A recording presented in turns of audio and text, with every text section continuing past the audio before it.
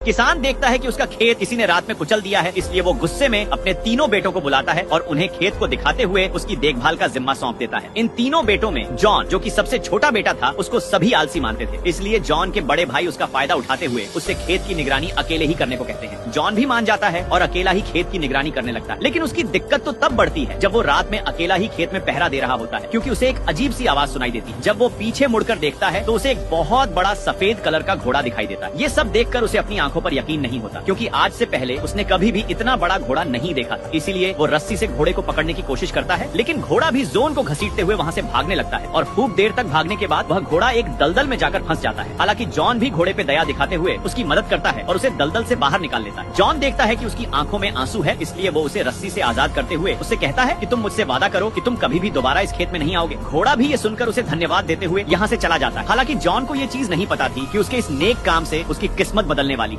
अगली सुबह जब जॉन जागता है तो वो देखता है कि उसके फार्म हाउस पर तो 2 घोड़े बंधे हुए हैं। जॉन समझ नहीं पाता कि यह सब क्या हो रहा है और तभी उसे एक आवाज कहती है कि यह उसके लिए एक गिफ्ट है। जॉन पलटकर देखता है तो उसे वहाँ पर एक छोटा घोड़ा दिखाई देता है। वो जॉन से कहता है कि कल रात जिस घोड़े को आपने बचाया था वो मेरी माँ थी और वह आपसे बहुत खुश है, इसलिए उन्होंने आपके लिए 2 घोड़े गिफ्ट में भेजे। जॉन यह सुनकर बहुत खुश होता है। तभी जॉन को अपने पिता की आवाज सुनाई देती है। जॉन बाहर आता है और अपने पिता को बाहर ही रोकने की कोशिश करता है ताकि वह अंदर न आ सके, और वो उन्हें बाहर से ही वापस भेज देता है। एक बार फिर से जॉन उसी छोटे घोड़े जिसका नाम फॉयल होता है उसके पास वापस आता है और वो फॉयल पर सवार हो जाता है। फॉयल तेजी से दौड़ने लगता है और जॉन उसकी स्पीड देखकर हैरान रह जाता है, क्योंकि जॉन ने आज से पहले इतना तेज दौड़ने वाला घोड़ा कभी भी नहीं देखा था। इसके बाद फॉयल एक आवाज लगाता है जिससे वो दोनों घोड़े जो कि फार्म हाउस पर होते हैं वह भी भागते हुए उनके पास आ जाते हैं। जॉन सोचता है कि वह इन घोड़ों को बाजार में बेच देगा। जब जॉन इन घोड़ों को बाजार में लेके जाता है तो लोग उनकी सुंदरता देखकर हैरान रह जाते हैं, क्योंकि किसी ने भी इतने सुंदर घोड़े पहले नहीं देखे थे। कई लोग जॉन से इन घोड़ों को खरीदना चाहते थे। हालांकि जॉन को ये चीज नहीं पता थी कि वो एक बहुत बड़ी मुसीबत। जॉन जब घोड़े बेचने के लिए बाजार में आता है तो कई लोग जॉन से वो घोड़े खरीदना चाहते थे। हालांकि फॉयल भी जॉन को सलाह देता है कि हमें इन घोड़ों को बेंच में बैठे उस बुजुर्ग आदमी को बेच देना चाहिए, लेकिन जॉन इन घोड़ों को तो राजा को बेचना चाहता था ताकि उसे बहुत सारे पैसे मिले। और जब राजा आता है तो वह घोड़ों को देखकर मोहित हो जाता है, क्योंकि आज से पहले उसने इतने सुंदर घोड़े कभी भी नहीं देखे थे। लेकिन मंत्री राजा से कहता है कि ये घोड़े चुराए हुए हैं, इतने सुंदर घोड़े इस लड़के के हो ही नहीं सकते। राजा भी इस मौके का फायदा उठाता है और बिना पैसे दिए जॉन के दोनों घोड़े ले लेता है। जब जॉन पैसे की बात करता है राजा चुप रहता है और वहाँ से चला जाता है। फॉयल भी जॉन को डांटता है, मैंने पहले ही कहा था कि इन घोड़ों को उस बुजुर्ग आदमी को बेचना चाहिए। हालांकि फॉयल जॉन को उदास देखकर दुखी हो जाता है, इसीलिए फॉयल एक बार फिर से आवाज लगाता है और दोनों घोड़े आवाज सुनकर भागते हुए इनके पास वापस आ जाते हैं। लेकिन इन दोनों को ये चीज नहीं पता थी कि घोड़ों की वजह से राजा की बग्घी पलटकर आटे की बोरियों पर गिर चुकी है, जिससे राजा का पूरा चेहरा सफेद हो जाता है। इसलिए राजा को जॉन पर बहुत जोर से गुस्सा आता है। हालांकि राजा अपनी प्रजा के सामने जॉन को कुछ भी नहीं कहता और वो इस बार जॉन से इन घोड़ों की कीमत लगाने को कहता है। लेकिन राजा का मंत्री कहता है कि क्यों न हम जॉन को अपने पास काम पर रखकर